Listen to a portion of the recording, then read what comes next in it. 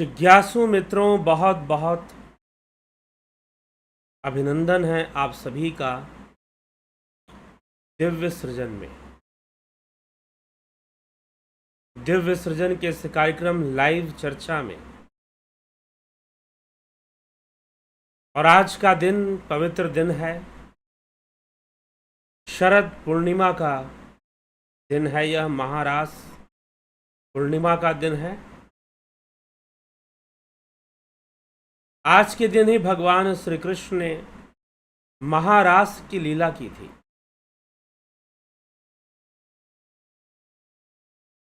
इसी शरद ऋतु में भगवान राम ने भी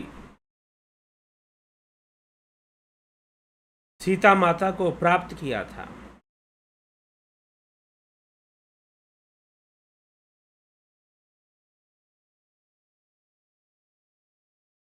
साथ ही वाल्मीकि जयंती का दिवस भी है।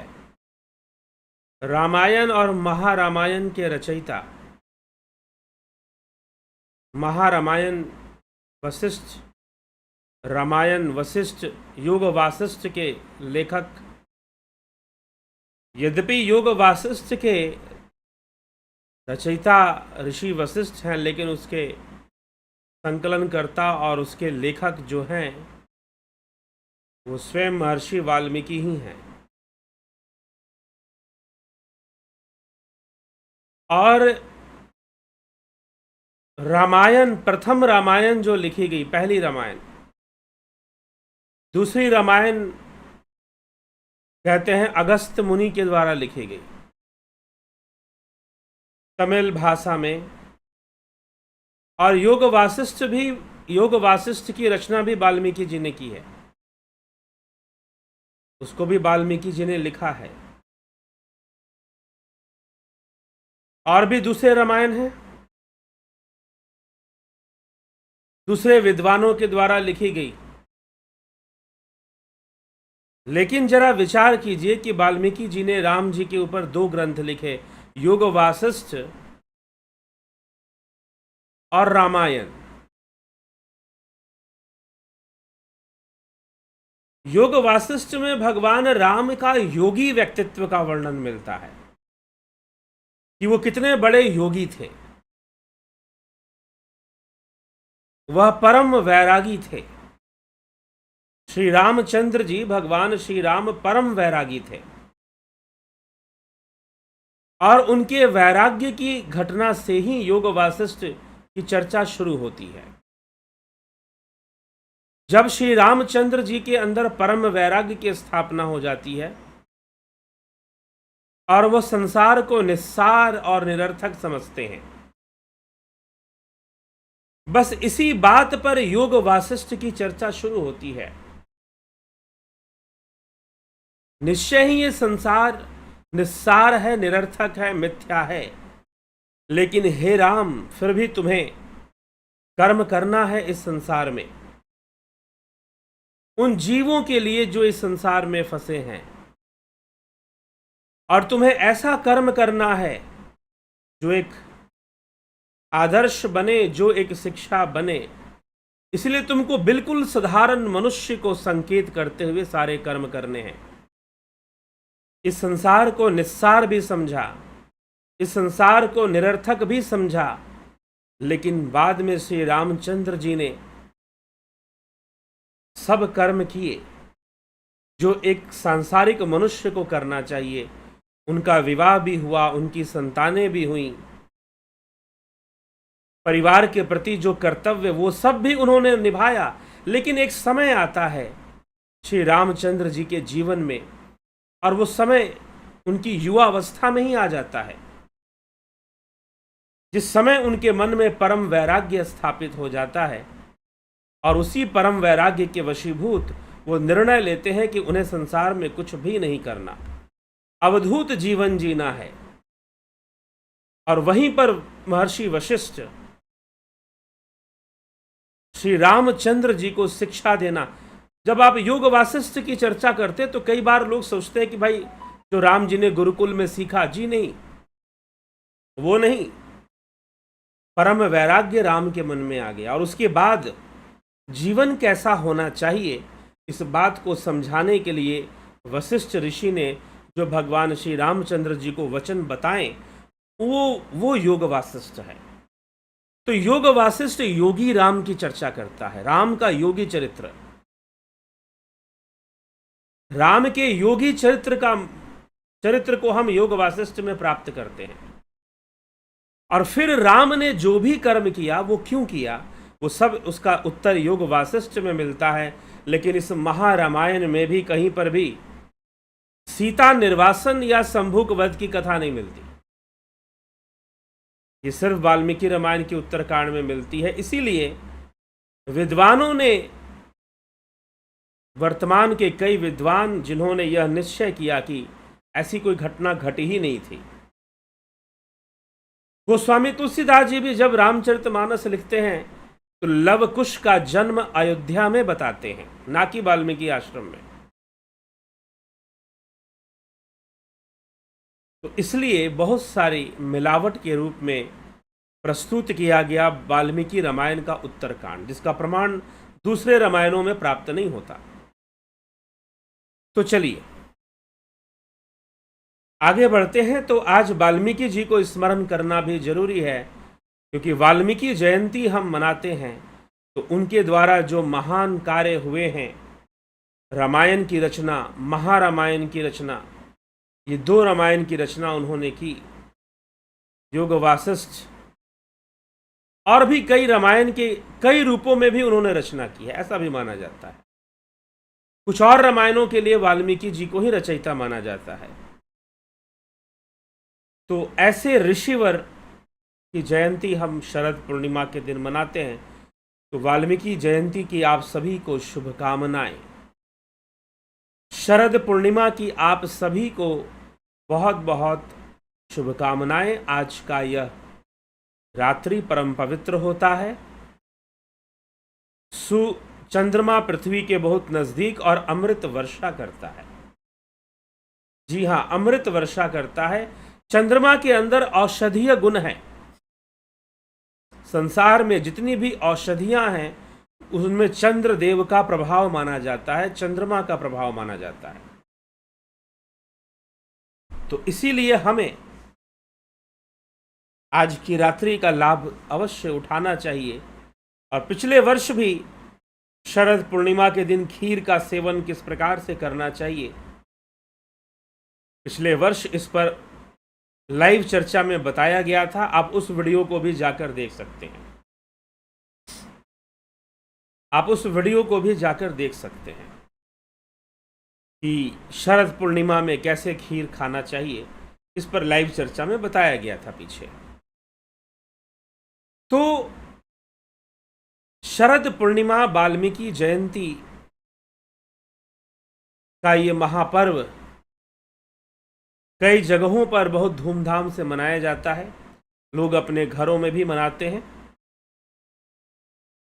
तो इसीलिए सर्वप्रथम इसकी शुभकामनाएं लेते हुए हम आगे बढ़ें। और आज की जो चर्चा है, यह संसार दुखमय है, दुख का कारण है। दुख का कारण है तो दुख का निवारण भी तो होगा, कुछ समाधान भी तो होगा। कुछ अष्टांगिक मार्ग पर चलना, बुद्ध के 4 आर्य सत्य। महात्मा बुद्ध ने, भगवान बुद्ध ने 4 आर्य सत्य दिए। 4 आर्य सत्य क्या हैं? सबसे पहला कि यह संसार दुखमय है। अगर दुख है तो दुख का कारण है। तो दुख का कारण क्या है? प्रश्न है कि यह चर्चा तो योग सूत्र पर है, पतंजलि के योग सूत्र पर है। तो यहां पर बुद्ध के आर्य सत्यों की चर्चा करने की आवश्यकता क्या है? वो इसलिए ताकि आप अच्छे से समझ जाओ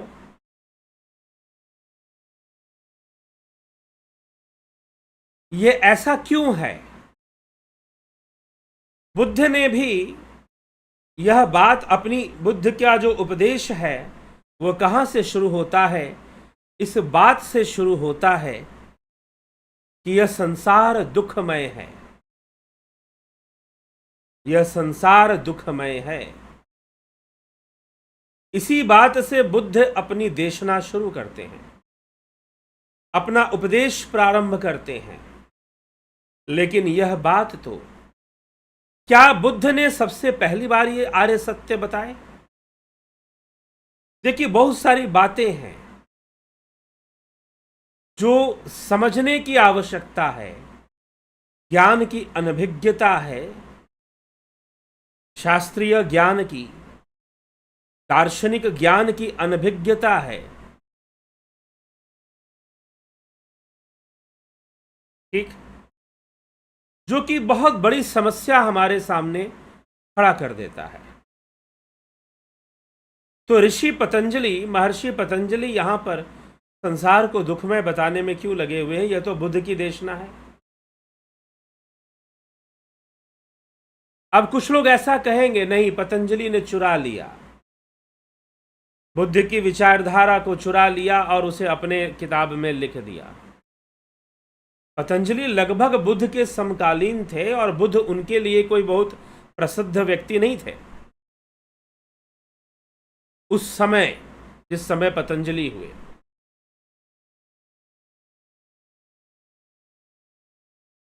तो प्रश्न उठता है कि इसकी जड़ें कहां पर हैं? जड़ें हैं सांख्य शास्त्र में। सांख्य शास्त्र को प्री वैदिक माना जाता है, पूर्व वैदिक, वेदों से पूर्व की जो विचारधारा है वह सांख्य शास्त्र, पुरुष प्रकृति की विचारधारा, शिव शक्ति की विचारधारा, इसे प्री वैदिक माना जाता है, वेदों से पहले माना जाता है। लेकिन सांख्य दर्शन वैदिक दर्शन भी है, क्योंकि वैदिक विचारधारा कोई नई विचारधारा नहीं थी। पहले से जो विचारधाराएं चल रही थी उन्हीं का संकलन वेदों में किया गया और बाद में उनको 4 भाग में बांट दिया गया। तो ऋग्वेद, यजुर्वेद, सामवेद, अथर्ववेद बन गए। ठीक है, ऐसा नहीं कि जो प्री वैदिक थॉट था कोई वेदों के अगेंस्ट था, अगेंस्ट नहीं था। उन्हीं का संकलन कर कर वेद बनाए गए और वेदों को फिर 4 भाग में बांट दिया गया। इसीलिए सांख्य शास्त्र वेदों से पूर्व होने के बाद भी वैदिक शास्त्र ही है। वह वेदों से पूर्व होने के बाद भी वैदिक शास्त्र है। और जब इसका विभाजन हुआ 4 वेदों का, 4 वेदों के रूप में जब महर्षि वेद व्यास जी ने इसे प्रस्तुत किया, तो उस युग को वैदिक युग कहा गया। लगभग आज से 6000 साल पहले, 5500 6000 साल पहले, उस टाइम को वैदिक युग कहा गया। लेकिन जो शास्त्र परंपरा थी या जो चिंतन की जो शैली थी वो वेदों से बहुत पहले से थी, बहुत पहले से। कपिल मुनि का अवतार तो राम, कृष्ण, परशुराम, इन सभी अवतारों से बहुत पहले का माना गया है। श्रीमद् भागवत महापुराण में 24 अवतारों में कपिल मुनि का अवतार का वर्णन, उनकी कथा लगभग 3रे स्कंद में ही आ जाती है, प्रारंभ में ही मिल जाती है श्रीमद् भागवत महापुराण की कथा में। तो इसीलिए सांख्य प्राचीनतम विचारधारा है।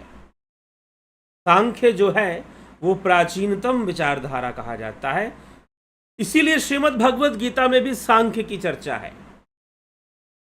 और बुद्ध की जो विचारधारा थी वो सांख्य से ही निकली थी। और जो महर्षि पतंजलि जो योग सूत्र लिख रहे हैं यह भी सांख्य पर ही आधारित है। इसीलिए सांख्य सूत्र के प्रारंभ में ही लिखा गया है कि संसार दुखमय है, संसार दुखमय है। सांख्य सूत्र के प्रारंभ में ही लिखा गया है। तो बुद्ध ने जब बताया कि संसार दुखमय है तो यह कोई नई बात नहीं थी। इसीलिए बौद्ध विचारधारा वैदिक विचारधारा ही थी, लेकिन बाद में चलकर बौद्ध संप्रदाय ने स्वयं की विचारधारा का आधार बुद्ध की विचारधारा को माना, वेदों को नहीं माना। इसीलिए उन्हें गैर वैदिक या नास्तिक माना गया, क्योंकि जिसने वैदिक विचारधारा को नहीं माना उसे नास्तिक कहा जाता है। आप ईश्वर को मानते हो या नहीं मानते हो, इस बात के लिए नास्तिक या आस्तिक नहीं कहा जाता, बल्कि आप वैदिक विचारधारा को मानते हो कि नहीं मानते। अगर आप वैदिक विचारधारा के साथ सहमत हो तो आप आस्तिक हो, नहीं सहमत हो तो नास्तिक हो। यद्यपि बुद्ध की विचारधारा वेदों से अलग नहीं थी, लेकिन फिर भी बाद में चलकर, काफी बाद में चलकर, लगभग 500 वर्ष या बुद्ध के 500 वर्ष बाद या 1000 वर्ष बाद जाकर जो बौद्ध संप्रदाय विकसित हुआ था महायान के रूप में, मुख्य रूप से उन्होंने अपने बुद्ध जो बौद्ध संप्रदाय की विचारधारा थी उसे वेदों से अलग बताया और उसका आधार बुद्ध की देशना या बुद्ध के त्रिपिटक साहित्य को बताया। इस कारण से उन्हें नास्तिक कहा गया, उन्हें गैर वैदिक कहा गया। मीमांसकों ने उन्हें नास्तिक संबोधन दिया। यह इसके पीछे कारण है। लेकिन बुद्ध की विचारधारा वेद भूमि में पनपी थी, इसलिए वैदिक बातें करती है। दूसरी एक समस्या जो कि शायद कभी सफल नहीं हो सकती है, लेकिन फिर भी समस्या क्या है कि आजकल बुद्ध के नाम पर भी राजनीति चलती है। दिल्ली के अंदर कुछ लोगों को शपथ दिलाई गई कि वो देवी देवताओं की पूजा नहीं करेंगे, बुद्ध को मानेंगे। इससे कोई फर्क नहीं पड़ने वाला, क्योंकि आपको बौद्ध इतिहास का पूरा ज्ञान होना चाहिए। और इस बौद्ध इतिहास और बौद्ध संप्रदाय के पतन और उनके विलुप्त होने पर मेरी एक उपन्यास है अग्निमय बुद्ध, जो कि आपको अमेजन पर मिल जाएगी, किंडल पे मिल जाएगी। आप अग्निमय बुद्ध ई बुक के फॉर्म में है, लेकिन ई बुक के फॉर्मेट में है, बड़ी किताब है, लगभग 350 पेज की, किंडल में बनती है, लेकिन उपन्यास है, कथानक है, कहानी की तरह है। आप उसे पढ़ेंगे तो पूरा पढ़ जाएंगे। किंडल पर जाकर आप पता कर सकते हैं। और वो बौद्ध पतन कैसे होता है, बौद्ध संप्रदाय विलुप्त क्यों हो गया, इसके ऊपर वो पूरी कहानी है, पूरी कथा है। आप जरूर, अगर उस कहानी को अगर आप जानते हैं, और वो कहानी ऐसी बात नहीं है कि ऐसे लिख दी गई है, उससे पहले छोटी छोटी कई बातें आचार्य कुमारिल भट्ट की जीवनी है उसमें जुड़ी हुई है। बहुत बड़े इतिहासकार हुए डीडी कोशाम्बी, उन्होंने बौद्ध धर्म के क्षय पर एक पुस्तक की रचना की थी कि बौद्ध धर्म का क्षय क्यों हुआ, क्यों विलुप्त हुए बौद्ध। एक पुस्तक की रचना की थी उन्होंने वो गाथा लिखी है बौद्धों के क्षय के ऊपर। तो मुख्य रूप से आचार्य कुमारिल भट्ट की जीवनी है, वो भट्टाचार्य की जीवनी है, और साथ में बौद्ध पतन के इतिहास को उसमें बताया गया है, कहानी के रूप में बताया गया है, उपन्यास है वो एक तरह का। आप जरूर अमेजन किंडल पर जाकर, हिंदी में है, बहुत जल्द कोशिश है कि इस साल के अंत तक उसका अंग्रेजी वर्जन, इंग्लिश भी आपको प्रस्तुत कर दिया जाए। इन सभी कार्यों को करने में समय लगता है, ठीक है, और लगन भी लगता है, बिना लगन के क्या हो सकता है।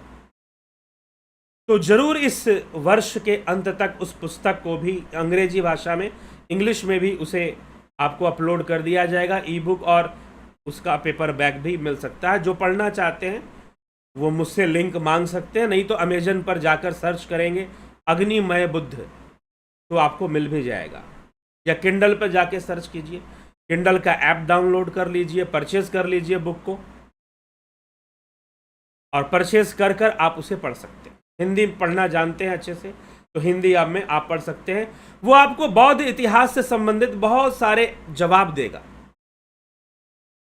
तो बुद्ध की विचारधारा सांख्य विचारधारा पर आधारित थी और सांख्य सूत्र में ही लिखा हुआ है, बुद्ध से बहुत पहले सांख्य सूत्र में ही लिखा हुआ है कि संसार दुखमय है। अब महर्षि पतंजलि भी इसी बात को यहां पर लिखने जा रहे हैं कि संसार दुखमय है, लेकिन ऋषि पतंजलि की इस बात को लिखने में और बुद्ध के इस बात को कहने में बहुत बड़ा फर्क है। अंतर क्या है कि पतंजलि थोड़े से टेक्निकल ज्यादा हैं। टेक्निकल मतलब तकनीकी, वो थोड़े से किसी बात को प्रस्तुत करते हैं तो बस वैसे ही नहीं प्रस्तुत कर देते कि भाई ये चीज है, नहीं, उस चीज की भूमिका वो पहले बनाते हैं। पहले वो भूमिका बनाते हैं और फिर उस भूमिका के आधार पर उस बात को प्रमाणित कर देते हैं कि भाई ये स्थिति है, ये स्थिति है। इसीलिए पतंजलि क्यों ज्यादा स्वीकार्य हो जाते हैं, जो भी थोड़ा सा साइंटिफिक माइंड का होगा उसको पतंजलि की विचारधारा हमेशा प्रभावित करेगी कि हाँ भाई, बातों को एक स्टेप वाइज स्टेप बातों को रखा जा रहा है। कोई ऐसा ही नहीं कि कहीं से भी कुछ भी उठाकर लाके रख दिया गया हो। योग सूत्र में ऐसी कोई चर्चा नहीं है। यही कारण है कि योग की स्वीकृति पूरे विश्व में हो जाती है और उसका कारण है पतंजलि योग सूत्र और उसके बाद के कई ग्रंथ जो उसका आधार लेकर, हिरण्य संहिता, हठ प्रदीपिका, शिव संहिता, कई ग्रंथ हमें मिलते हैं जो योग सूत्र पर आधारित है। योग वासिष्ठ में भी अष्टांग योग की चर्चा है। बहुत प्राचीनतम उपनिषद है मैत्रायणी उपनिषद, उसमें भी षडंग योग की चर्चा मिलती है, जिसमें यम नियम को छोड़कर आसन प्राणायाम प्रत्याहार धारणा ध्यान समाधि की चर्चा है। हिरण्य संहिता में सप्तांग योग हमें प्राप्त होता है।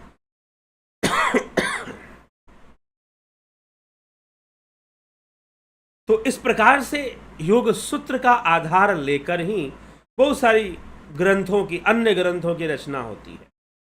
व्यास भाष्य आता है, भोजवृत्ति आती है, योग वार्तिक आता है विज्ञान भिक्षु का, स्वामी विवेकानंद जी का राजयोग आता है जो कि योग सूत्र पर आधारित है।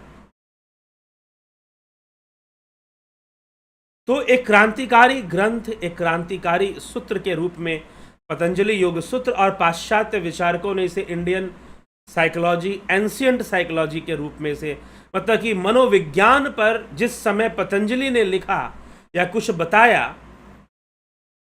विश्व में किसी ने इस विषय पर उस समय पर नहीं बताया था। मन के ऊपर इतनी गहराई से चर्चा करना, मन की वृत्तियों के ऊपर, पंच क्लेशों के ऊपर इतनी गहराई से चर्चा करना, अगर किसी ने सबसे पहले मन पर काम किया तो वो योग शास्त्रों में हमें मिलता है।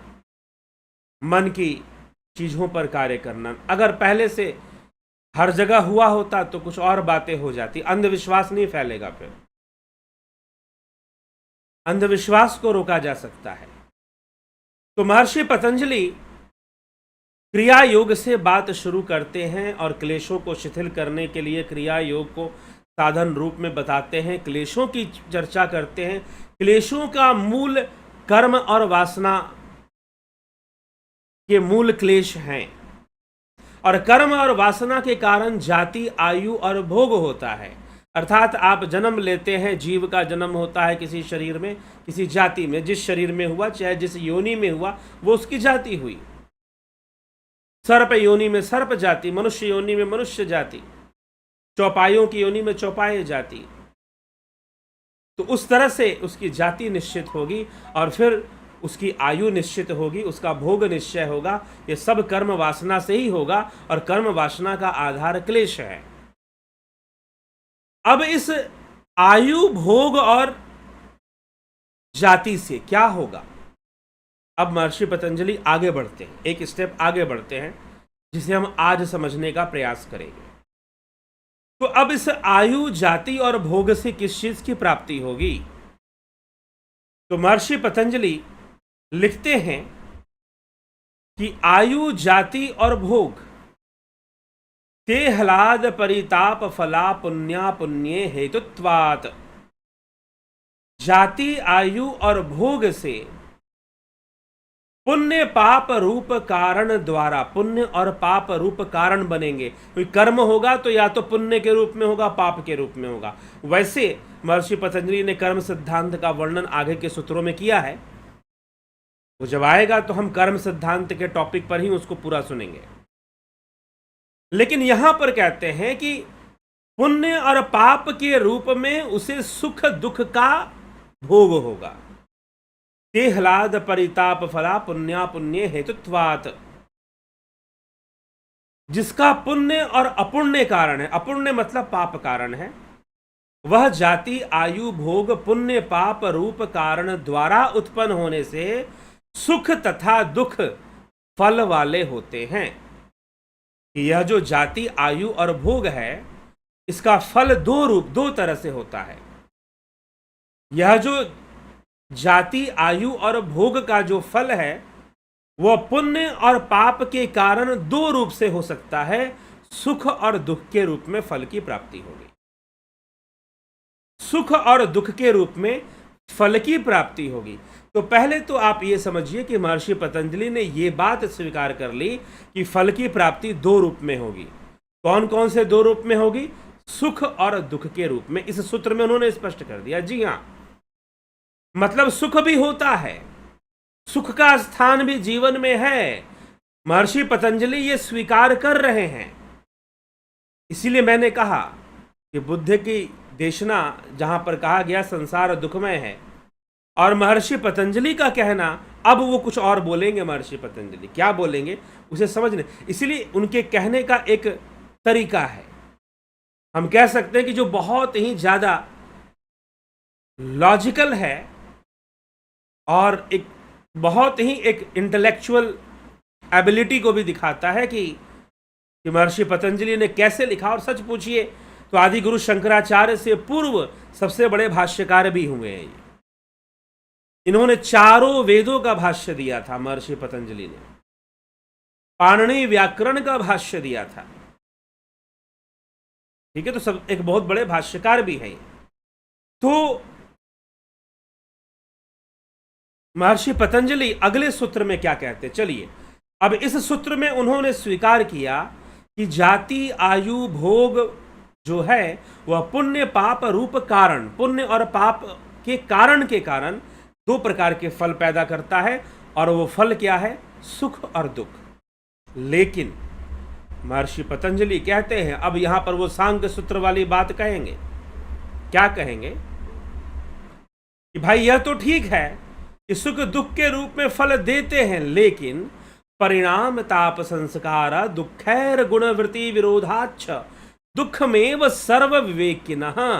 जो विवेकी पुरुष है, जो इस संसार के रहस्य को जान चुका है, जो भोगों के सत्य को जान चुका है, परिणाम ताप संस्कार रूपी दुखों के विचार से और गुणों की वृत्तियों में परस्पर विरोध होने से ज्ञानी पुरुष को तो सर्व संसार दुखमय प्रतीत होता है।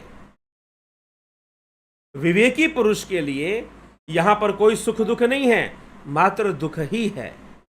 क्यों दुख है? क्योंकि प्रत्येक वस्तु जो सुख का भान करवाती है कि भाई आपको सुख मिलने वाला है, वास्तव में वो आपको दुख ही देने वाली है। अंततः संसार की प्रत्येक वस्तु का धारण जो आप सुख के उद्देश्य से करते हो कि मैं सुखी हो जाऊं, मैं सुख की प्राप्ति कर लूं, चाहे आप बहुत धन कमाते हो, और धन कमाने में क्योंकि धन आपके सुख का कारण बनेगा, उस समय आप कई बार कुछ गलत भी करते हो।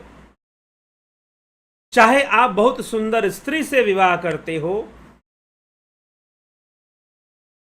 सुखी होने के लिए, या बहुत ऐसी चीजें, विवाह करना एक अलग विषय, भगवान राम ने भी किया, ऋषि मुनियों ने भी किया, लेकिन विचारधारा क्या है कि आप अत्यधिक सुखी होना चाहते हैं, यही कारण बनता है दुख का। तो भैया तुम सुख मानो ही मत, तुम यही मानो कि संसार दुखमय है।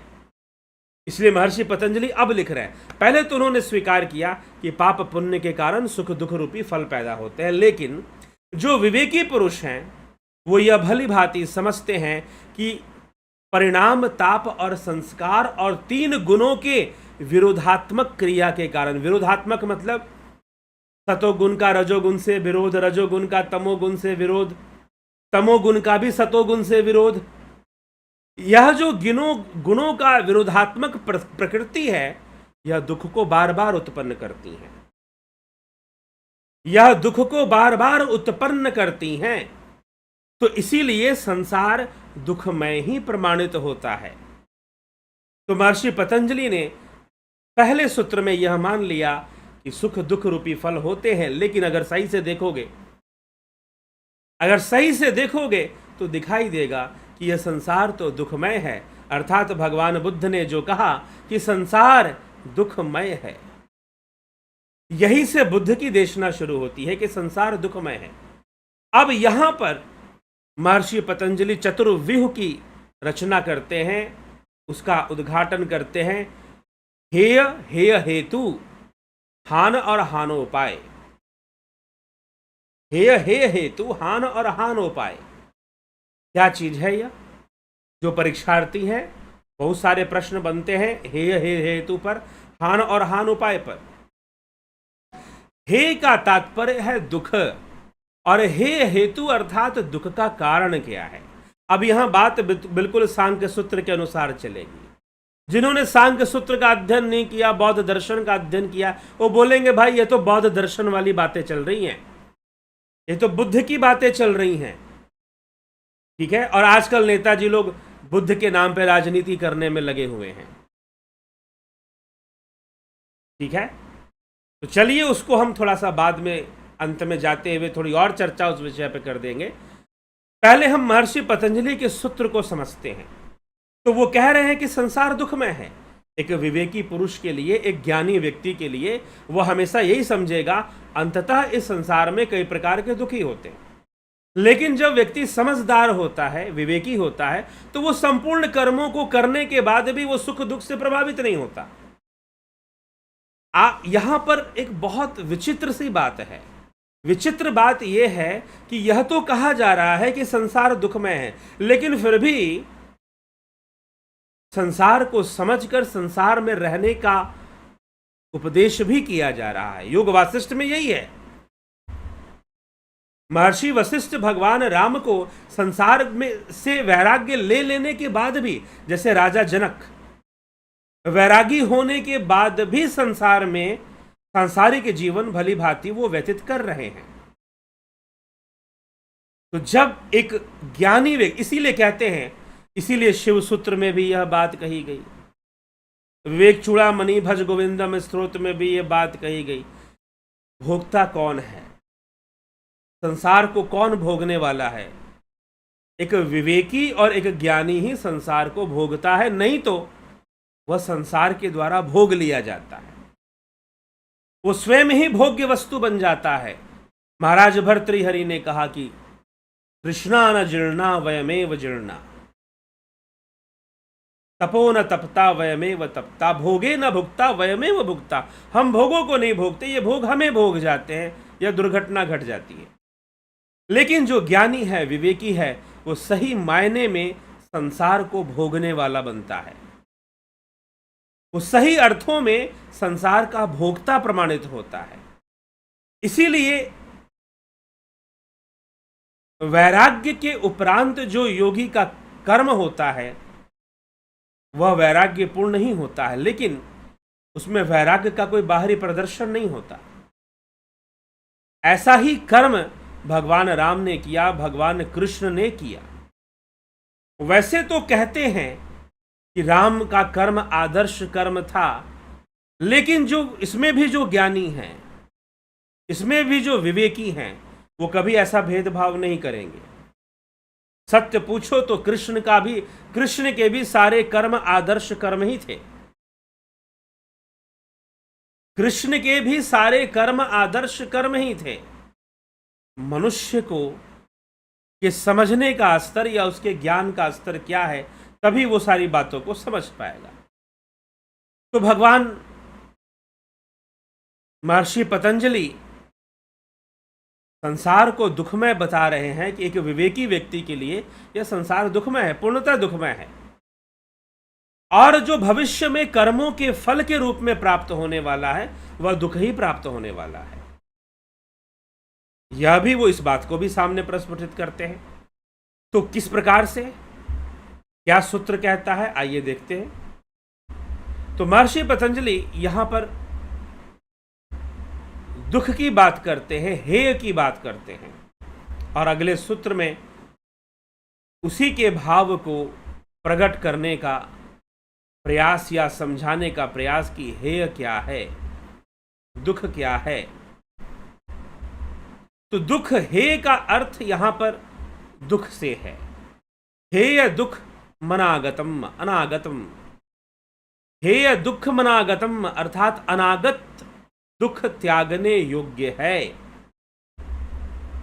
दुख आने वाला है जीवन में,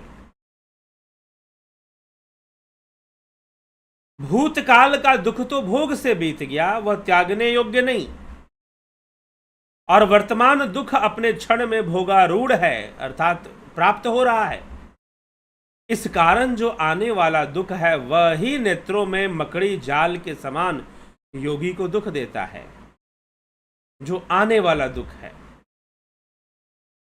दूसरी प्रवृत्ति वालों को नहीं, इसलिए वही त्यागने योग्य भी है कि दुख से ऊपर उठ जाओ। और दुख से ऊपर कब उठोगे, दुख से ऊपर कब उठोगे, जब दुख का कारण जानोगे। अगर दुख है तो दुख का कारण है। बुद्ध भी यही बात कहते हैं, ठीक। बुद्ध भी यही बात कहते हैं कि दुख है तो दुख का कारण भी है।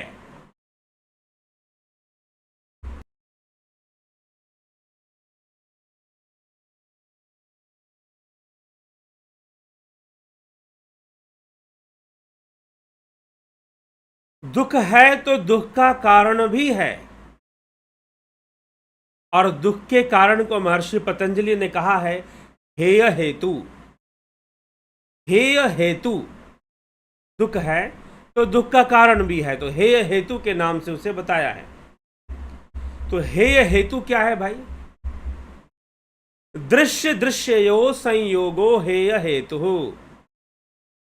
दृष्ट दृश्ययो, दृष्ट दृष्ट दृष्ट मतलब दृष्टा, दृष्ट दृश्ययो संयोगो हेय हेतु।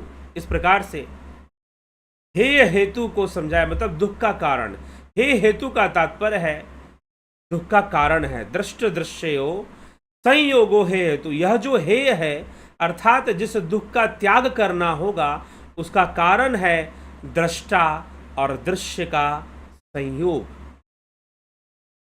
दृष्टा और दृश्य का संयोग ही दुख का कारण है। दृष्टा और दृश्य का संयोग ही बंधन का कारण है। दुख का कारण क्या है? दृष्टा और दृश्य का संयोग। जब तक दृष्टा में दृश्य को देखने की लालसा है तब तक दुखों की उत्पत्ति होती रहेगी। जब तक दृष्टा में दृश्य को देखने की लालसा है तब तक दुखों की उत्पत्ति होती रहेगी। दुख पैदा होते रहेंगे और आप दुखी होते रहेंगे। दृष्टा दृश्य से अलग कर हो जाए तो वह कैवल्य को प्राप्त हो जाएगा, अर्थात तो मोक्ष को प्राप्त हो जाएगा। यह दृष्टा दृश्य का संबंध ही दुखों को उत्पन्न करता है। दृष्टा और दृश्य का संयोग ही दुखों को उत्पन्न करता है, यह हमें स्पष्ट कर लेना चाहिए। तो महर्षि पतंजलि यहां पर दुख है और दुख का कारण बता रहे हैं। यदि दुख है तो दुख का कारण भी है, और दुख का कारण है दृष्टा दृश्य। देखने वाला जीवात्मा और देखने योग्य बुद्धि, इन दोनों का संयोग ही दुख का कारण है। और इन्हीं का त्याग करना चाहिए। हे का अर्थ है दुखों का त्याग। देखने वाला जीवात्मा और देखने योग्य जो बुद्धि है, बुद्धि में तो सारे दृश्य बनते हैं, सारे दृश्य का निर्माण इस बुद्धि में होता है इंद्रियों के माध्यम से। और उस बुद्धि में देखता कौन है? तो जीवात्मा देखता है। यह जो मैं आपको भाष्य दे रहा हूं, यह जो विचारधारा दे रहा हूं, यह वशिष्ठ भाष्य पर आधारित है। वशिष्ठ भाष्य का आधार लेकर ही महाराज भोज ने भोजवृत्ति की रचना की थी।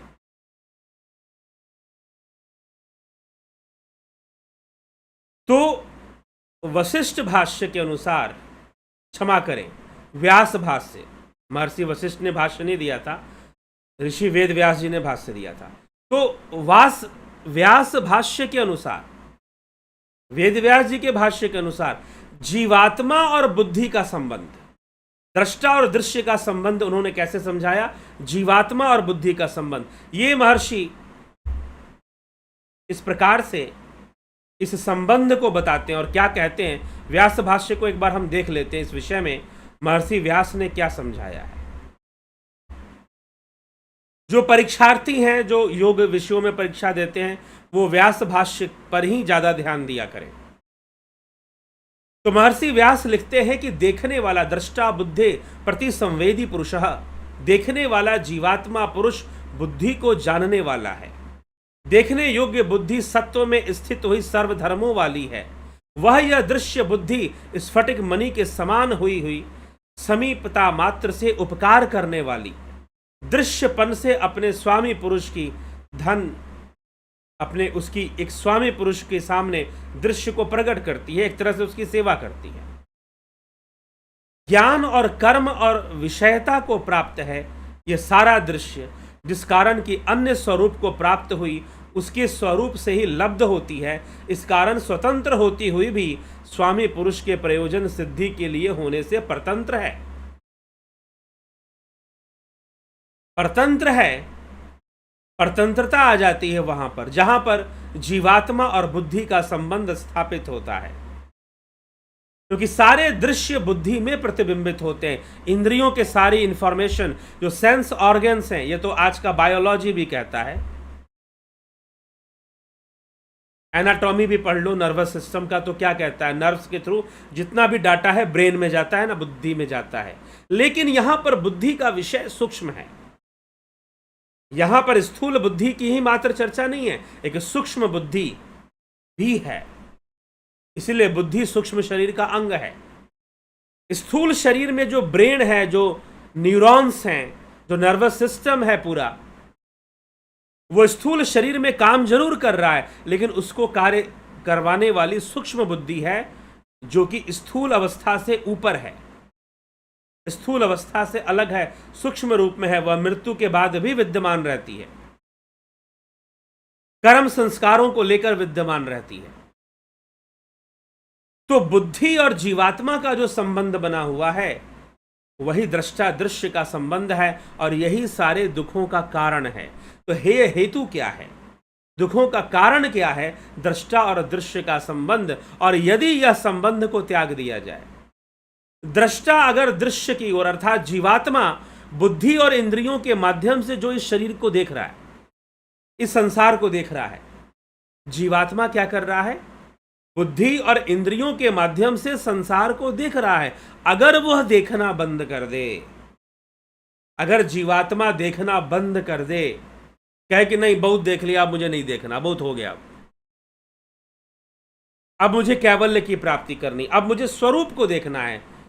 मन तो ज्योत स्वरूप है, अपना मूल पहचान। हे मन तो ज्योत स्वरूप है, अपने मूल को पहचान ले। मन तो ज्योत स्वरूप है, तो जब वह अपने आप को, भाई मुझे स्वरूप चाहिए, तददृष्टु स्वरूपे अवस्था नाम वृत्ति सारूप्य मित्रत्र, स्वरूप की चर्चा महर्षि पतंजलि पहले कर चुके हैं। जब जीवात्मा के अंदर यह आ जाए कि मुझे इस बुद्धि में इंद्रियों के माध्यम से प्रतिबिंबित होने वाले दृश्यों को नहीं देखना है, मैंने बहुत देख लिया और सब कुछ दुख रूप है, तो इसीलिए अब मुझे नहीं देखना है, मुझे तो कैवल्य की प्राप्ति करनी है।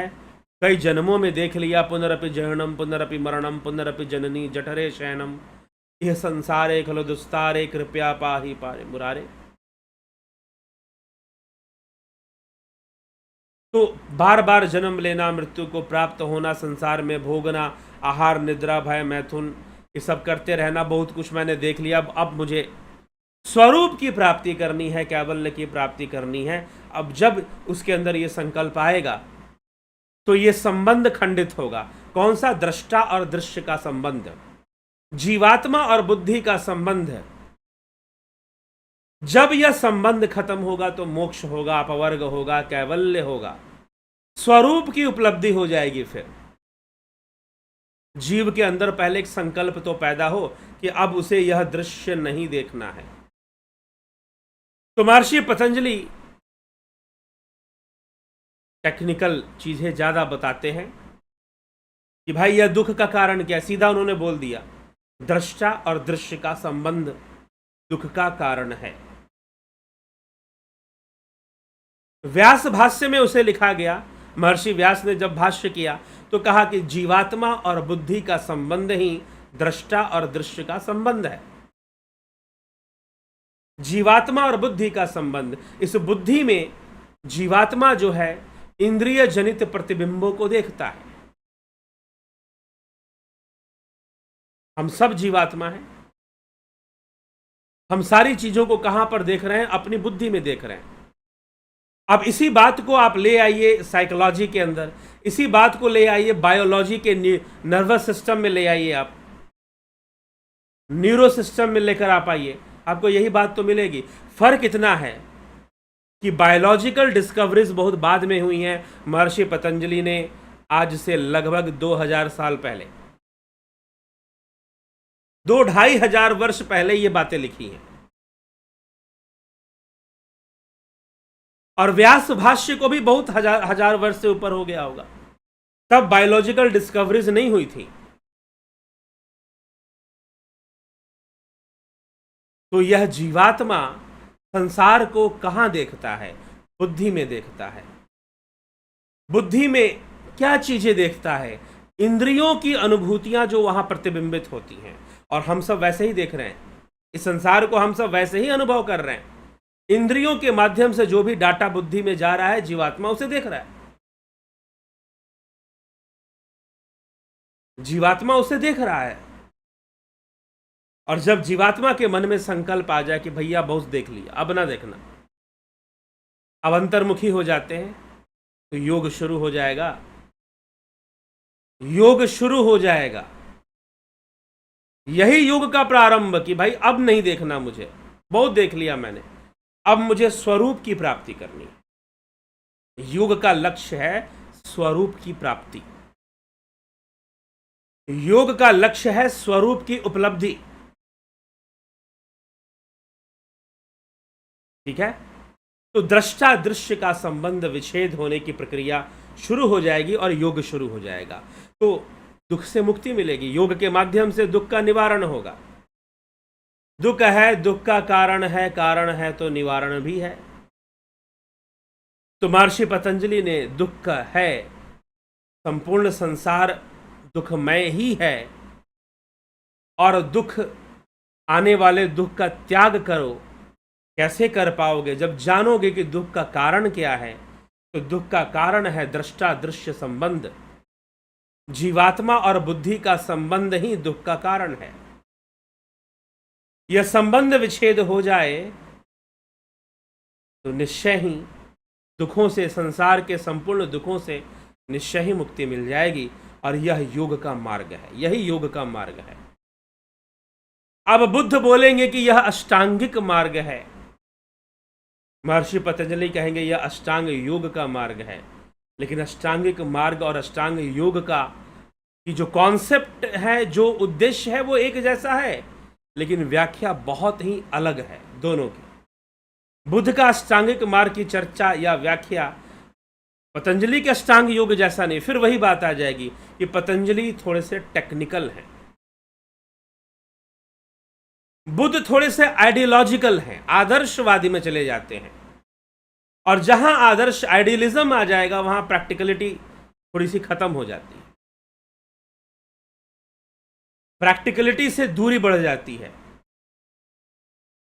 इस बात को समझने के लिए मैंने अब ये बात मैंने कहा, जहां आइडियलिज्म आ जाएगा वहां पर प्रैक्टिकल बातें थोड़ी खत्म हो जाती हैं।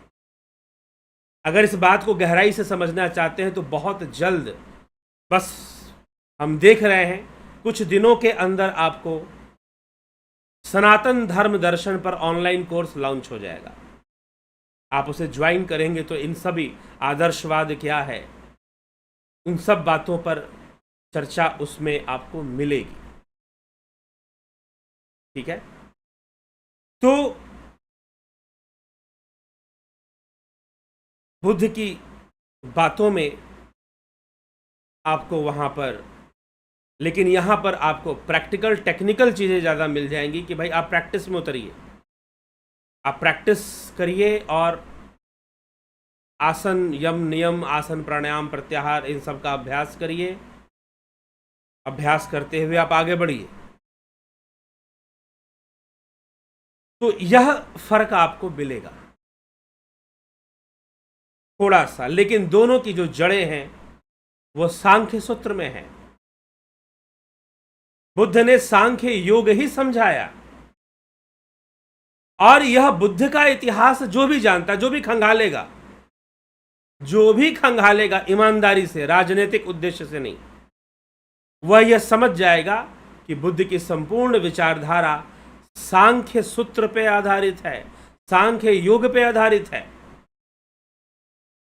इसका कोई खंडन नहीं है, इस बात का कोई प्रत्युत्तर नहीं है। हाँ, ये एक अलग बात है कि बुद्ध अहिंसा, तो अहिंसा भी सांख्य सूत्र से आता है। अहिंसा के जो सूत्र हैं वो उपनिषदों से आते हैं। अहिंसा के जो सूत्र हैं वो योग दर्शन से आता है, अर्थात पतंजलि योग सूत्र से आता है, वहां से भी आता है, और वो भी बहुत सटीक तरीके से अहिंसा को भी समझाया गया है। तो यही सब बातें समझने योग्य हैं। तो महर्षि पतंजलि ने दुख और दुख का कारण समझाया कि दुख है, दुख का कारण दृष्टा दृश्य संबंध है। व्यास भाष्य में उसे लिखा गया जीवात्मा और बुद्धि का संबंध है, जीवात्मा और बुद्धि का संबंध है। दृष्टा दृश्य के संबंध को जीवात्मा बुद्धि के संबंध की तरह देखना चाहिए, समझना चाहिए। सरल कर दिया वेद व्यास जी ने, स्पष्ट कर दिया कि ये, इसका कहने का अर्थ ये है। तो ये बातें हैं बुद्ध की विचारधारा। लेकिन वर्तमान में हम देखते हैं, और आजकल नहीं बहुत पहले से, ऐसे कई चीजें हैं कि आप बौद्ध बन जाओ। अरे भाई, हम बुद्ध को मानते हैं, और जब हम बुद्ध को मानते हैं तो हम राम और कृष्ण को मानना क्यों छोड़ दें? ये कैसी बात है कि हम बुद्ध को माने तो राम को ना माने, कृष्ण को ना माने?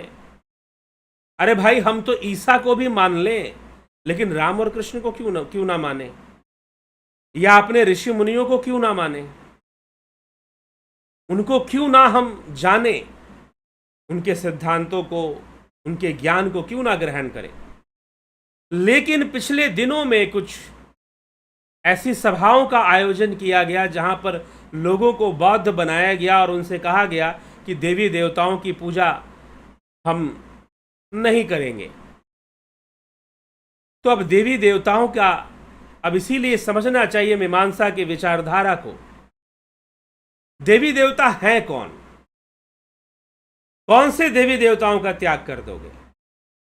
पहले यह तो जान लो कि देवी, सबसे बड़ी समस्या देखिए यही है कि मूल शास्त्रों की जो बातें हैं वह लोगों को, उसका कोई कॉन्सेप्ट नहीं है, और फेसबुक व्हाट्सएप का जो ज्ञान है वो और बुद्धि भ्रष्ट कर देता है।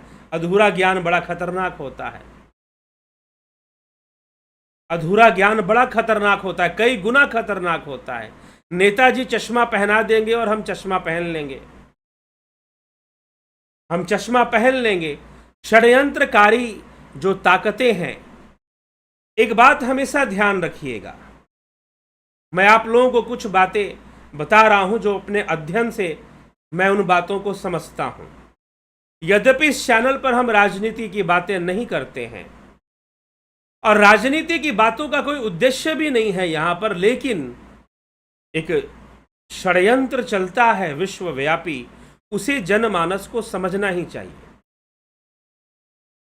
जो भारत विरोधी तत्व हैं, भारत विरोधी मतलब भारत सरकार के विरोधी नहीं, भारत विरोधी मतलब उस पार्टी के विरोधी नहीं, या कोई प्रधानमंत्री के विरोधी की बात मैं नहीं कर रहा हूं। भारत विरोधी तत्व जो भारतीयों के एकता के विरोधी हैं, जो हिंदू समाज सनातन धर्मियों के संगठन और उनकी एकता के विरोधी हैं कि भाई ये लोग एक ना रहें, किसी प्रकार से जो हिंदुओं की एकता है वो खत्म हो जाए, कैसे भी खत्म हो। तो पहले बहुत सारे हथियारों का प्रयोग किया गया। कौन से हथियार? वैचारिक शस्त्र, जो कहीं ना कहीं अगर काम कर जाए तो असली गोली बंदूक मिसाइल रॉकेट से भी ज्यादा काम कर जाती है। वैचारिक शस्त्र का प्रयोग, और वैचारिक शस्त्र के प्रयोग के लिए विदेशी फंडिंग, फॉरेन फंडिंग होती है, जिससे कि पूरी ताकत से उस विचारधारा को आसानी से खर्चा कर कर फैलाया जा सके। और जब लोगों को ज्ञान है नहीं तो वो कंफ्यूज तो कर जाएंगे, और कंफ्यूज करके वो बात को सटीक मानेंगे। पहले दूसरे तरह से षड्यंत्र चले, और अब जो भारत विरोधी तत्व हैं वो बुद्ध के नाम पर राजनीति करना चाहते हैं। वह बुद्ध के नाम पर भारतीयों की एकता को खंडित करना चाहते हैं, हिंदुओं की एकता को खंडित करना चाहते हैं, कभी बुद्ध के नाम पर, कभी क्षेत्रवाद के नाम पर, कभी रेसिज्म के नाम पर, कभी भाषीय भेदभाव के नाम पर। लेकिन सनातन धर्म एक ऐसा विषय है कि जहां पर हर एक सनातन धर्मी अपने क्षेत्र और भाषा का त्याग कर कर वो अपने धर्म की चिंता करता है, चाहे वो मराठी हो, चाहे वो तमिल हो, चाहे वो बिहारी हो, चाहे वो बंगाली हो। जब बात सनातन धर्म की आती है तो वह भूल जाता है कि वो बंगाली है, कि वो बिहारी है, कि मराठी है, कि वो मद्रासी है। वो इसकी चिंता नहीं करता, फिर वो इस बात की चिंता करता है कि वो सनातन धर्मी है। और इसी एकता को जो विदेशी ताकतें हैं वो तोड़ना चाहती हैं, क्योंकि अगर ये टूट गई तो इस देश को फिर से गुलाम बनाना आसान हो जाएगा, सरल हो जाएगा। इसको खंडित करने के लिए वो अनेकों हथकंडे अपनाते रहते हैं। अब वो कई पावर्स हैं, उनमें कम्युनिस्ट पावर के नाम से कुछ लोग उनको जानते हैं, कुछ लोग जिहादी शक्तियों के नाम से जानते हैं, या सब मिलकर ही एजेंडा चलाते हैं किसी। और बहुत जो ताकतवर देश हैं जो नहीं चाहते कि कोई देश शक्तिशाली बने, वो ऐसे षड्यंत्र करते रहते हैं, वो ऐसे षड्यंत्र करते रहते हैं। तो कई हथियार उनके फेल हो गए, तो उन्होंने अब बुद्ध को भी एक हथियार बना लिया है, और आपकी धार्मिक अनभिज्ञता और अज्ञानता का वो पूरा लाभ उठाएंगे। वो पूरा लाभ उठाएंगे क्योंकि आप धार्मिक इतिहास और धार्मिक शास्त्रों के प्रति अनभिज्ञ हैं। आपको नहीं पता कि धार्मिक शास्त्र, अगर धार्मिक इतिहास का कुछ पता भी है तो लोगों को बौद्ध दर्शन का नहीं पता। बुद्ध का इतिहास का उनको पता होगा, लेकिन बौद्ध दर्शन का उनको नहीं पता होगा कि बौद्ध विचारधारा क्या कहती है, बुद्ध ने अपनी उपदेशों को किस ढंग से प्रस्तुत किया था, लोग उसको नहीं जानते। और बौद्ध इतिहास क्या है, बौद्ध के जो स्कूल्स ऑफ फिलॉसफी जो हैं, स्वतांत्रिक, योगाचार, विज्ञानवाद, शून्यवाद, क्षणिकवाद, बहुअन्मेयवाद, माध्यमिक, स्वतांत्रिक, योगाचार, ये सारे थॉट्स क्या हैं, ये क्या हमें समझाते हैं, और वैदिक विचारधाराएं क्या हैं, मीमांसा क्या कहती है। हमने महापुरुषों के नाम रट रखे हैं। कई लोग आज शंकराचार्य का भी नाम लेते हैं, लेकिन क्या शंकराचार्य की मूल विचारधारा को वो जान रहे होते हैं? क्या उस फिलॉसफी को समझ रहे होते हैं? जी नहीं। और ना जानने की कोशिश करते हैं। एक तो यह समस्या धार्मिक अशिक्षा, धार्मिक रूप से धार्मिक अशिक्षा, अशिक्षित लोग हैं हमारे देश में। हिंदू समाज में धार्मिक अशिक्षा सबसे अधिक है। धर्म के मामले में अनएजुकेटेड लोग हैं, सही से जानते ही नहीं है, और फिर उनको जो एक आडंबर और विरोधी विचारधारा, उसी को वो अपना लेते हैं। छोटी मोटी विचारे, ये देवताओं को ऐसे पूजना, ये कौन सा, ये तो पाखंड लगता है। कहां से पाखंड लगता है? पहले जानने की कोशिश की कि इसके पीछे क्या फिलॉसफी है। देव पूजा के पीछे देवता कहते किसको है? नदी भी देवता है, गंगा जी देवी हैं, हिमालय भी देवता है, गोवर्धन भी देवता है। देवता का कॉन्सेप्ट क्या है? हु इज देवता? जब तक ये बात नहीं पता तो देवताओं को अपनाने और त्यागने का भी कोई प्रश्न नहीं उठता। देवताओं को अपनाने और त्यागने का भी कोई प्रश्न नहीं उठता। पूजा किसे कहते हैं जब पता ही नहीं है? अरे भाई, क्या ऐसे कारण था कि वह बौद्ध संप्रदाय जो देवताओं की पूजा नहीं करता था, वो बाद में जाकर देवताओं की पूजा करने लगा। यहां तक कि बौद्धों में बलि प्रथा भी शुरू हो गई।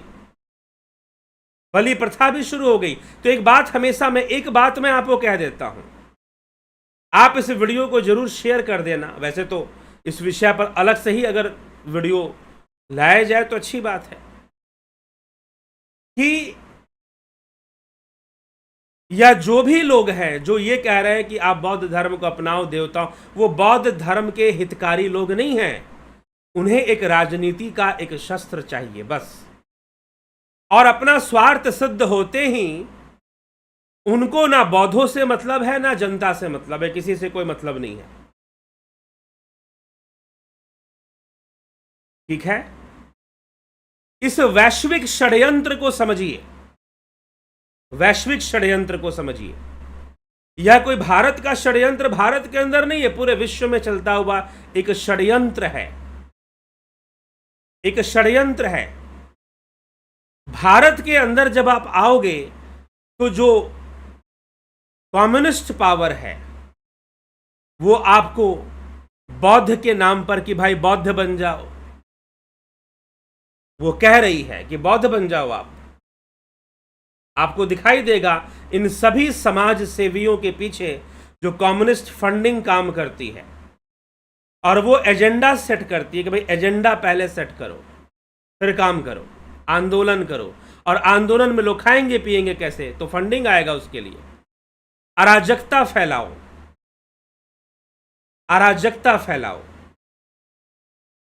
लेकिन एजेंडा सेट करो उस देश के हिसाब से। अब कम्युनिस्ट विचारधारा का इतिहास जानना चाहिए। जो लोग फिलॉसफी की कोर्स ज्वाइन करेंगे उसमें कम्युनिस्ट विचारधारा का भी इतिहास बताया जाएगा कि what is communalism, Karl Marx ने क्या कहा था, क्या फिलॉसफी थी। तो जो कम्युनिस्ट विचारधारा है, अगर आप उसका इतिहास पढ़ेंगे तो ये हमेशा से ईसाइयों के विरुद्ध है, इस्लाम के विरुद्ध है। चीन में जाकर चले जाइए। लेकिन वही कम्युनिस्ट जब भारत में आता है तो वो आपको जिहादी मूवमेंट को सपोर्ट करता है, क्योंकि उसका लक्ष्य यहां पर ईसाइयों का विरोध करना नहीं है। ईसाइयों का विरोध उसने यूरोप में किया, रशिया में किया, भयंकर विरोध ईसाई मत का। लेकिन भारत के कम्युनिस्ट ईसाई मत का विरोध नहीं करते। भारत के कम्युनिस्ट जिहादियों का, अभी चाइना में चले जाओ। अब इन्होंने एक नया हथियार अपनाया है, बौद्धों का। ये कम्युनिस्ट विपन मात्र है। लेकिन मत भूलना कि चीन एक बौद्ध राष्ट्र था पहले। बौद्धों को कम्युनिस्टों ने, वहां की कम्युनिस्ट सरकार ने बौद्धों को मरवा दिया। तिब्बत के अंदर बौद्धों की निर्मम हत्या की, और वो बौद्ध दलाई लामा जो थे अपने पूरे संप्रदाय के साथ भारत में शरण लेने आ गए। तिब्बत एक राष्ट्र ने अपना अस्तित्व खो दिया, चाइना ने उसे अपनी सीमा में मिला लिया और वहां के लामा और वहां के जो बौद्ध आचार्य थे उनकी हत्या करवा दी। उस समय इस देश के प्रधानमंत्री बिल्कुल चुप रहे। अंतर्राष्ट्रीय मंच पर उन्होंने इस घटना की निंदा तक नहीं की। तिब्बत भारत का पड़ोसी देश था और बौद्ध राष्ट्र था एक, वहां पर सबसे ज्यादा बौद्ध संख्या थी। मरवा दिया गया, निर्ममता पूर्वक बौद्धाचार्यों की हत्या हुई। वो बौद्ध यहां पर आ गए। ये कौन कर रहा था? यही कम्युनिस्ट, चीन की कम्युनिस्ट गवर्नमेंट कर रही थी, माओवादी गवर्नमेंट कर रही थी। और यहां भारत में तथाकथित कम्युनिस्ट इंटेलेक्चुअल जो हैं, आज बुद्ध का आधार लेकर हिंदू एकता को खंडित करना चाहते हैं। बौद्धों को यह याद रखना चाहिए कि हिंदुओं का कुछ होगा कि नहीं होगा, बौद्धों का सर्वनाश पहले हो जाएगा, वो पहले हो जाएगा। इसीलिए विश्व राजनीति कुछ अलग ढंग से चलती है और बहुत अलग ढंग से षड्यंत्र चलते हैं, अलग ढंग से षड्यंत्र चलते हैं। इन षड्यंत्रों का शिकार हम ना बने, क्योंकि यह वैचारिक षड्यंत्र है, यह वैचारिक षड्यंत्र है। इन षड्यंत्रों का शिकार हम कई बार बन चुके हैं, लेकिन हम फिर ना बने, इसके लिए जरूरी है कि हम अपने धार्मिक ज्ञान की वृद्धि करें, हम अपने धार्मिक शिक्षा की वृद्धि करें। हम जितना अधिक धार्मिक शिक्षा की वृद्धि करेंगे, उतना षड्यंत्र के शिकार होने से बच जाएंगे। नहीं तो ये नेताजी टाइप लोग आपको चश्मा, वो क्या बौद्ध का उपदेश करेंगे जो कि देश में ड्रग्स के बिजनेस को बढ़ा रहे हों, शराब के व्यापार को खूब बढ़ावा दे रहे हों। तो पहले ही समझ जाना चाहिए। इसलिए पहले भी बीच में मैंने बोला था, ये फ्री व्री के चक्कर में मत पड़ो। भारत के रूरल एरिया में तो वैसे भी बिजली फ्री है, तो ये सिर्फ चार्ज, सर्विस चार्ज लगता है, बिजली का यूनिट चार्ज नहीं लगता रूरल एरियाज में। तो षड्यंत्र को समझो और भारत विरोधी षड्यंत्रों को रोकने में आप कामयाब हो पाए तो कई बार आपको परीक्षाएं देनी पड़ेगी, कई परीक्षाओं से आपको गुजरना पड़ेगा। बुद्ध ने कोई अलग प्रचार नहीं किया था, बुद्ध ने सनातन धर्म का ही प्रचार किया था। पहले तो ये समझ लो आप। वैदिक वांग्मय में वेदों के 3 भाग हैं, कर्मकांड, उपासना कांड और ज्ञान कांड। कर्मकांड, उपासना कांड और ज्ञान कांड। बुद्ध ने उपासना कांड का, उपासना पद्धति का प्रचार किया था।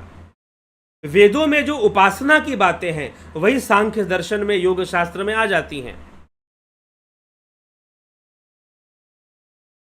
तो बुद्ध ने उपासना पद्धति का प्रचार किया था, बस इतना ही किया था, जो कि वैदिक वांग्मय से अलग नहीं था। लेकिन उस समय बुद्ध का जो मार्ग था वो एक निर्वाण मार्ग के रूप में माना जाता था, वो किसी बौद्ध धर्म के रूप में नहीं माना जाता था। इसलिए बहुत सारे राजा हुए, गुप्त वंशीय जो राजा थे वो बहुत सारे राजा बौद्ध अनुयायी थे। लेकिन प्रश्न ये उठता है कि बौद्ध अनुयायी थे तो उन्हें सारे हिंदुओं को मरवा देना चाहिए था? समस्या यह है कि आप आज के समय जो राजनीति चल रही है उसका चश्मा पहनकर देखोगे तो नहीं समझ में आएगा। समुद्रगुप्त हुए या दूसरे कई राजा हुए, गुप्त वंशीय कई राजा हुए, उन्होंने क्यों नहीं सारे हिंदुओं को मरवा दिया या सारे वैदिक धर्मियों को मरवा दिया? क्योंकि बुद्ध का जो मार्ग था वो निर्वाण का मार्ग था, वो सामाजिक मार्ग के रूप में प्रतिष्ठित नहीं हुआ था, कभी नहीं हुआ। समाज में जो चीजें चल रही थी, शादी होना है, ब्याह होना है, वो वैदिक रीति से ही होते थे। और जब बुद्ध ने देह त्यागा था तो भगवान बुद्ध ने कहा था कि मेरे देह त्यागने के बाद मेरे शरीर का अंतिम संस्कार वैदिक रीति से वैदिक ब्राह्मण के हाथों ही होना चाहिए। और उन्होंने बता भी दिया था कि ये कौन करेगा। और उस समय एक वैदिक ब्राह्मण जो बुद्ध के बहुत प्रेमी थे, उनको बुलाया गया और उन्होंने उनका अंतिम संस्कार किया था वैदिक मंत्रों के साथ, वैदिक रीति के साथ। बहुत बाद में, हजारों वर्ष बाद, 1000 वर्ष बाद लगभग, बौद्ध संप्रदाय ने अपने अंदर अपनी चीजों को विकसित किया, बहुत बाद में। नहीं तो बुद्ध का मार्ग एक निर्वाण का मार्ग माना जाता था कि भाई अगर आपको मोक्ष प्राप्त करना है, निर्वाण प्राप्त करना है, तो आप बुद्ध के मार्ग पर जा सकते हैं। कोई भी जाने के लिए स्वतंत्र था, कोई भी जाने के लिए स्वतंत्र था। यह सब बातें आती हैं इतिहास में। तो इसीलिए वह एक निर्वाण, मतलब कि जैसे लोग सन्यास ले लिया करते थे कि भाई उनको मोक्ष चाहिए, तो वो उसी के लिए बौद्धाचार्यों के पास जाते थे। अन्यथा संसार में जितने भी कर्मकांड या संस्कार आदि, उपनयन संस्कार हो गया, विवाह संस्कार हो गया, तो वह सब वैदिक ब्राह्मणों के द्वारा ही संपन्न होता था। हाँ, कर्मकांड में बुद्ध ने हिंसा का विरोध किया था, पशु बलि का विरोध किया था, यह सत्य है। तो कभी भी इस षड्यंत्र का शिकार ना बने तो अच्छा होगा। और पतन के समय ज्यादातर बौद्ध जो थे वो शैव बन चुके थे, क्योंकि उनकी सारी विचारधारा वहीं से निकलती थी। इसलिए नाथ संप्रदाय और बौद्ध संप्रदाय में भी बहुत समानताएं दिखाई देती हैं, बहुत सारी मिलती जुलती बातें दिखाई देती हैं। बौद्धाचार्यों या बौद्ध साधकों में या नाथ संप्रदाय के जो साधक थे, गुरु गोरखनाथ, मच्छिंद्र नाथ जी का जो इतिहास आता है, उसमें भी समानता मिलती है। तो यह सब बातें हमें विचार करके समझना चाहिए और ऐसे षड्यंत्र का शिकार हमें कभी भी नहीं बनना चाहिए। तो चलिए, इसी के साथ मैं आगे बढ़ूंगा और आप सभी भी जरूर इनको समझें। ध्यान योग का कोर्स ज्वाइन करें, जो कि 20 अक्टूबर से शुरू होने वाला है। यह ध्यान योग हमें उपासना के मार्ग पर ले जाता है, ध्यान करवाता है, ध्यान योग सिखाता है और हम ध्यान योग करते हैं। ठीक है, तो जरूर इसका लाभ उठाएं। प्राकृतिक चिकित्सा का भी आप लाभ उठाएं और इसे ज्वाइन कर अपना कल्याण करें, अपने ज्ञान का वर्धन करें। ठीक है, तो चलिए, समय काफ़ी हो चुका है, इसलिए आपके प्रश्नों का उत्तर तो फिलहाल अभी नहीं दिया जाएगा। बस देख लेते हैं कि किसने उपस्थिति लगाई है। ठीक, ज्योति कश्यप जी, विक्रम सिंह जी, जगत नारायण जी, राजू पाल जी, MK पेड़ी, शंकर प्रसाद, धनराज सिंह राजपूत, अपूर्व विश्वकर्मा, चित्रंजन बरुआ जी, संतोष गुप्ता, अबनी प्रधान, रूपलाल विश्वकर्मा, उषा श्रीवास्तव, सतीश कुमार, अमन कक्कर, सविता नायक, शिखर शर्मा, रामविलास जी, श्वेता राय सिन्हा, विनोद कुमार शर्मा, बलवंत सिंह गोहिल, आशा रानी, विष्णु चंद्र मौर्य, पीखू कुचाड़िया, विष्णु चंद्र मौर्य, नवजोत नाथ, आशा रानी, अर्जुन पाटिल, AK त्यागी, राम निवास मीना, मिथिलेश सिंह, कमलेश उपाध्याय, नरेश मेहरा, राकेश कुमार साहू, अशोक गोयल, शंकर प्रसाद जी,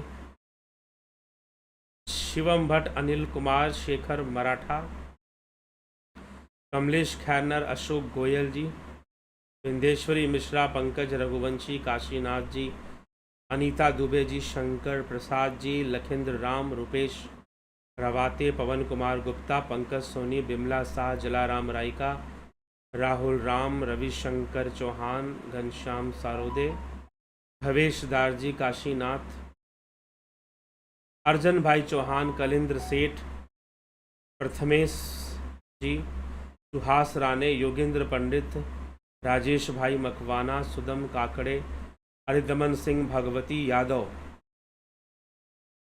राकेश गुप्ता, अफंता प्रोडक्शन, अवधेश कुमार, विनोद केसुद, राकेश चंद्र शर्मा जी, बहुत अभिनंदन। आपके प्रश्नों का उत्तर अभी नहीं मिलेगा। शेखर मराठा, रमेश यादव, विनोद कुमार शर्मा,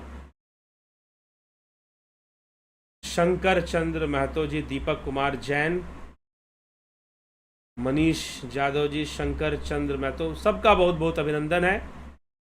स्वागत है इस चैनल में, इस कार्यक्रम में।